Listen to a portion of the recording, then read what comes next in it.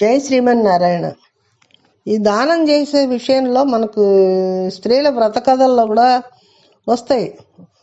ఒక 16 ఫలాలలో చదువుతాం కదా మనం.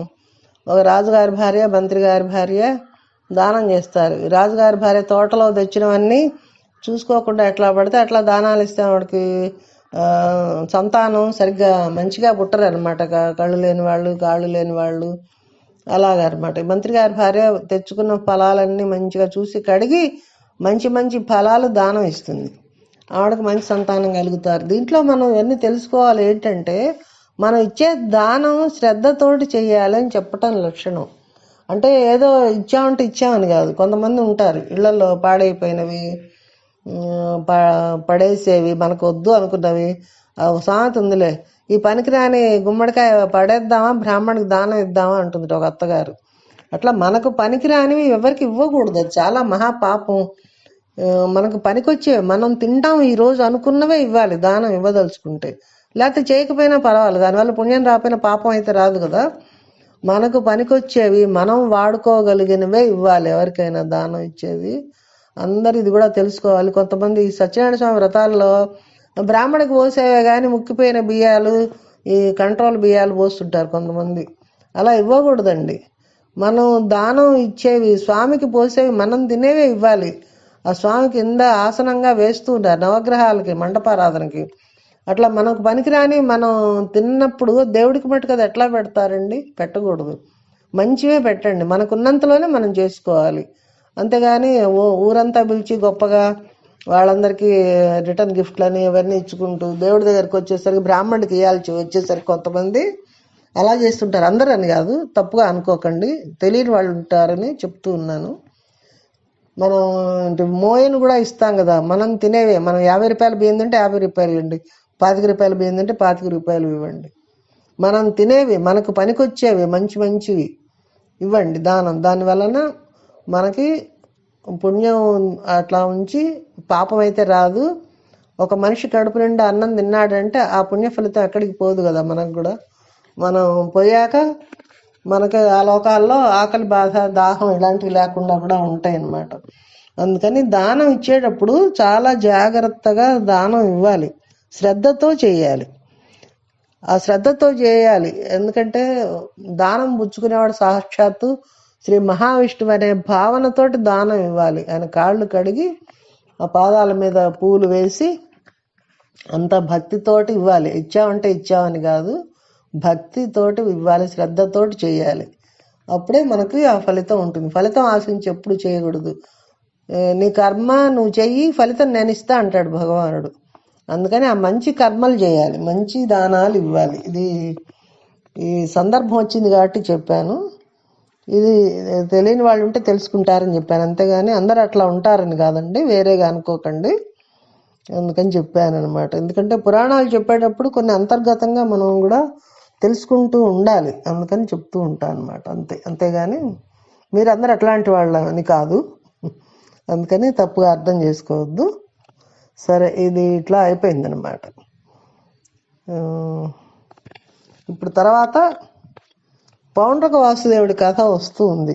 ఈయనది కూడా ఒక విచిత్రమైన మనిషి అనమాట. ఈయన కూడా కొంతమంది ఉంటారు అన్నమాట, నేనే దేవుడిని అంటూ అనుకుంటూ ఉంటారు. ఈ పౌండ్రక వాసుదేవుడు అటువంటి వాడే. ఈయన ఈ పూర్వం కరుష దేశాన్ని పరిపాలిస్తూ ఉండేవాడు. ఈయన ఒక విచిత్రమైన వ్యక్తి. ఈయన వాసుదేవుడు అని పేరు పెట్టుకున్నాడు, అందులో పెద్ద విశేషం లేదంటూ ఉన్నారు. అందుకే కృష్ణ పరమాత్మ ఏముంటుంది, తన పేరు అందరు పెట్టుకొని పిలుచుకుంటే మంచిది, ఆయన కూడా సంతోషిస్తాడు, తన నామం చెప్పుకుంటూ ఉంటారు. కానీ కొంచెం పెరిగి పెద్దవాడు అయినాక ఈ వాసుదేవుడు అనేవాడు, పౌండ్రక వాసుదేవుడు, ఆయనకు ఎవరో చెప్పారట, అయ్యా మీ పేరు ఉన్నవాడు మరొక ఆయన ఉన్నాడు, ఆయన వసుదేవుని కుమారుడు కాబట్టి ఆయననే వాసుదేవుడు అని కూడా పిలుస్తారు. అసలు వాసుదేవుడు అంటే ఆయననే లోకం నమ్ముతుంది. ఆయన శంఖము, చక్రము, గద, ఈ పద్మాలన్నీ పట్టుకొని ఉంటాడని చెబితే ఈ విషయం చెప్పంగానే ఈ పులి చూసి నక్క వాత పెట్టుకుందని ఒక సామెత ఉంది కదా. ఈ విషయం చెప్పంగానే ఈయన ఏం చేశాడంటే ఈ తెల్లటి శంఖాన్ని ఒకదాన్ని కొనుక్కున్నాడు. ఈ పౌండ్రక వాసుదేవుడు ఒక పెద్ద చక్రం చేయించుకున్నాడు, ఒక పెద్ద గద ఒకదాన్ని పెట్టుకున్నాడు. ఈ కృష్ణ భగవానుడి దగ్గర ఉండే శాంగం అంటే ధనస్సును ఒకదానిని తాను కూడా జయించుకున్నాడు. కానీ ఇవన్నీ అనుకరణలే కదా. కృష్ణుడు ఎప్పుడు పచ్చటి పట్టు పీతాంబరాలు కట్టుకుంటాడని తెలుసుకొని తాను కూడా అట్లాంటి పట్టు పీతాంబరాలను కట్టుకోవడం ప్రారంభించాడు. కృష్ణ పరమాత్మకి కౌస్తుభ హారం ఉన్నది, పౌండ్రక వాసుదేవుడికి కౌస్తుభం లేదు. ఈ కౌస్తుభాన్ని ఎవరిచ్చారు? సముద్రుడు ఇచ్చాడు అల్లుడికి. ఆయన లక్ష్మీదేవిని వివాహం చేసుకున్నప్పుడు పాలసముద్ర మథనంలో, క్షీరసాగర మథనంలో. కాబట్టి ఈ పౌండ్రక వాసుదేవుడు ఎక్కడి నుంచి వస్తాయి? అనుకరణ చేస్తూ ఉన్నాడు కానీ ఆయన భగవంతుడు కాదు కదా. భగవంతుడు అయితే భగవంతుడి తత్వాన్ని తెలుసుకొని ఆయన శరణాగతి చేసి ఆయన ఎందుకు విధేయుడిగా ఉండేవాడు. కానీ ఇది ఒక విచిత్రమైన ప్రవర్తన ఉంటుంది కొంతమంది ఎందుకు. అందుకని ఏం చేశాడు? నా దగ్గర కౌస్తుభం లేదని ఒక మంచి జాతి వజ్రాన్ని ఒకదాన్ని సేకరించి ఆయన ధరించాట. ఈ సహజ అలంకారం కృష్ణ భగవానుడికి కౌస్తుభం. ఈ వజ్రాన్ని ఏం చేశాడు? తాడులో పెట్టి ఒక ఆభరణంలో చేయించి మెడలో గుడ్డల పైన కనిపించాడు, ధరించేవాడు. ఈ కృష్ణ భగవాన్ లాగా కస్తూరి తిలకం పెట్టేవాడు. ఆ విధంగా అతడు వాసుదేవుడిని అనుకరిస్తూ తాను పౌండ్రక వాసుదేవుడునని మురిసిపోయేవాడు. అతని మనసులో ఒక బాధ ఉండిపోయింది. అందరూ ఈయన్ని చూసి ఏమనేవాళ్ళు? మీరు అచ్చం వాసుదేవుల్లా ఉన్నవారు అనే, కానీ వాసుదేవుడు మీలాగా ఉన్నవాడు అనేవాళ్ళు కాదు. మీరు అచ్చం ఆయనలాగే ఉన్నారంటే అంటారు. అంతే. పిల్లలు చూస్తే అచ్చం మీ నాన్నలాగా ఉన్నావురా నువ్వు అంటారు, కానీ మీ నాన్న నీలాగా ఉన్నాడు అని అనరు కదా. తాను ఒక్కడినే ఇంకా. అందుకని ఈ పౌండ్రక వాసుదేవుడికి ఏమైంది? వాసుదేవుడు అనే పేరు గలేవాడు నేను ఒక్కడే ఉంటే అసలు పోలిక ఉండదు. అందుకని ఈ కృష్ణ భగవానుడి దగ్గరకు రాయబారం పంపించాడు, ఒక సందేశం.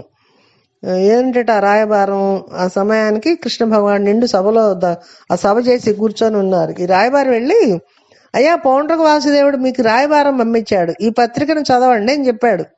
ఆ పత్రికలో ఇలా రాసి ఉందిట, నేను ఎటువంటి అలంకారాలను ధరిస్తూ ఉంటాను, నేను ఎలా శంఖ చక్ర గదా శాంగాలను పట్టుకుంటాను, నీవు కూడా అలా పట్టుకుంటున్నావు అని తెలిసింది. నేను ఎలా కౌస్తుభాన్ని పెట్టుకున్నాను, నీవు కూడా అలా కౌస్తుభాన్ని పెట్టుకుంటున్నావు అని తెలిసింది అని స్వామి ఎట్లా ఏమేం చేస్తారో అవన్నీ రాశాడు అనమాట. కాబట్టి నా అర్థం కావట్లేదు, నాకు వాసుదేవుడనే పేరుంది, నీకు వాసుదేవుడనే పేరుంది, దీనివల్ల ఇబ్బంది వస్తుంది. కాబట్టి నీ అంతటి నువ్వు మర్యాదగా ఈ చిహ్నాలన్నీ వదిలిపెట్టేయి, నీ వాసుదేవుడనే పేరు కూడా వదిలిపెట్టేయి అని చెప్పేసి కృష్ణ భగవానుడికి ఒక లేఖ రాసి పంపించాడు అనమాట. లేకపోతే యుద్ధానికి రా, నీ శరీరాన్ని నేను మట్టు పెట్టాల్సి ఉంటుంది, అంటే నేను చంపేస్తాను, ఏం కావాలో అడుగు అని చెప్పేసి రాయబారంలో సారాంశంగా పంపాడు. ఇది చూడండి ఎంత విచిత్రం. ఇంత నుండి అయిన నెదిరి దన్నెరిగి నా చిన్నెలెల్ల విడిచి చేరి కొలిచి బ్రతుకు మనుచు కాక పంతంబులాడెనా ఎదురు మనుము ఘోర కథనమునను. తనంతట తాను ఆ చిహ్నాలను వదిలిపెట్టేసి నా దగ్గరికి వచ్చి నా పాదాలని పట్టుకొని నన్ను శరణాగతి చేసినట్లయితే బతుకుతావు, లేదా కృష్ణుడు నేను సంహరిస్తాను, యుద్ధరంగంలోకి వచ్చి కలుసుకోమన్నా అని చెప్పుని కబురు పంపాడు. కృష్ణుడు లేఖ చదివాడు, రాయబారి చెప్పిన మాటలు విన్నాడు. ఆయనకి ఇలాంటి వాడిని ఏం చేయాలో అర్థం కాలేదు. ఆయన అన్నాడు, స్వామి ఈ చిహ్నాలు నాకు సహజములు, నేను వీటిని వదిలిపెట్టడం కుదరదు, కాబట్టి రెండో కోరిక తీరుస్తానని చెప్పు, యుద్ధభూమిలో కలుసుకుందాము అని చెప్పి రాయబారిని పంపించి వేశాడు. ఈ పౌండ్రక వాసుదేవుడు కూడా ఒక విచిత్రమైన వ్యక్తిని చెప్తూ ఉన్నారు. కాశీరాజు వద్దకు వెళ్ళి కాశీరాజ్యంలో యుద్ధాన్ని చేశాడట. ప్రపంచంలో కొంతమంది ఆ వెర్రితనం ఉంటుంది, ఆ తిక్క, తాను ఏదో ఫలానా ఈశ్వర అవతారం చెబుతాడు, కొంతమంది నమ్మేసి వెంట తిరుగుతూ ఉంటారు వాళ్ళ వెంట. ఈ పౌండ్రక వాసుదేవుడి వెంట కాశీరాజు తిరగడం కూడా అటువంటిదే. ఈ పౌండ్రక వాసుదేవుడికి కాశీరాజు మద్దతు పలికేట. అంతేగా మూర్ఖులంతా ఒక చోట చేరుతూ ఉంటారు. వీరిద్దరు కలిసి కృష్ణ పరమాత్మ మీద యుద్ధం మొదలు పెట్టారు. అసలు ఈ పౌండ్రక వాసుదేవుడు ఎలా ఉంటాడో చూడాలనుకున్నాడు కృష్ణ పరమాత్మ, అని తెలియదు, అది మనకు చెప్పటం అనమాట.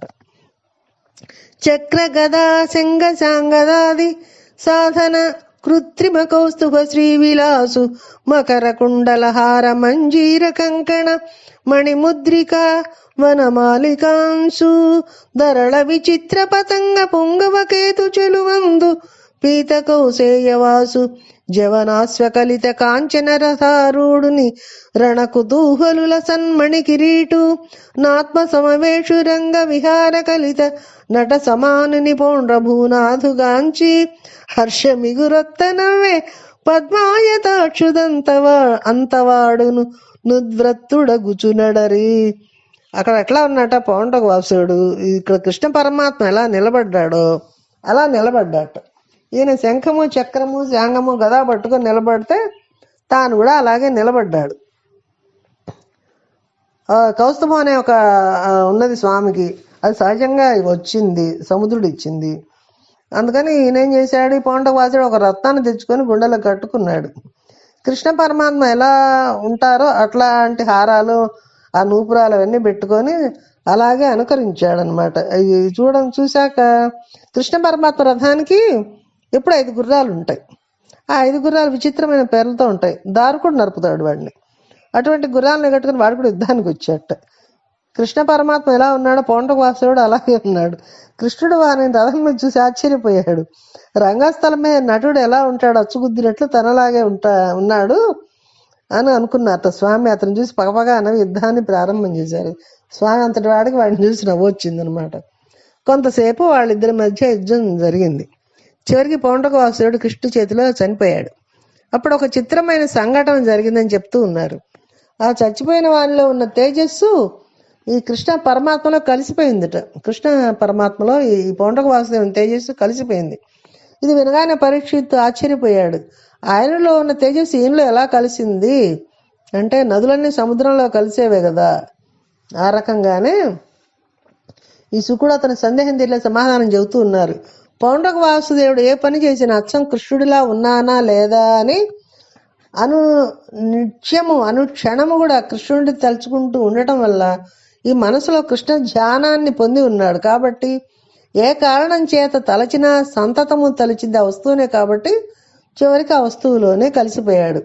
చూడండి, మనం కూడా ఇది తెలుసుకొని నిత్యము ఆ నామం ఏదో, స్వామి నామాల్లో ఏదో ఒకటి మనం అట్లా తలుచుకుంటూ ఉంటే మనం కూడా స్వామిని చేరుకోవటం పెద్ద కష్టం కాదని చెప్తూ ఉన్నారు. ఈ పౌండ్రక వాసుదేవుడు శత్రుభావంతో అయినా ఈ కంసుడు వీళ్ళందరూ కూడా వైరభావంతో తలుచుకున్న స్వామిని చేరారు కదా. దీన్ని బట్టి మనం ఒకటి తెలుసుకోవాలి, మనం ఎప్పుడు భగవంతుడి పేరుతోటి ఆయన లీలలతోటి ఈశ్వరుని అనుకరించే ప్రయత్నాలు చేయకూడదని చెప్తూ ఉన్నారు. అక్కడ యుద్ధం జరిగినప్పుడు కాశీరాజు తల కూడా తెగిపడిపోయింది. కానీ ఈ కాశీరాజు తేజస్సు ఈ కృష్ణ పరమాత్మ తేజస్సులో చేరలేదు. కాశీరాజు కొడుకు కృష్ణుడి మీద అభిచారికి హోమం చేశాడట. దానిని తన చక్రంతో కృష్ణ భగవానుడు తోసి అవతలకు పడేశాడు. ఇది అనవసర విషయాలు, ఇట్లాంటి మద్దతులు ప్రకటించడం ఇట్లాంటివన్నీ చెప్తూ ఉన్నారు మనకి. జై శ్రీమన్నారాయణ.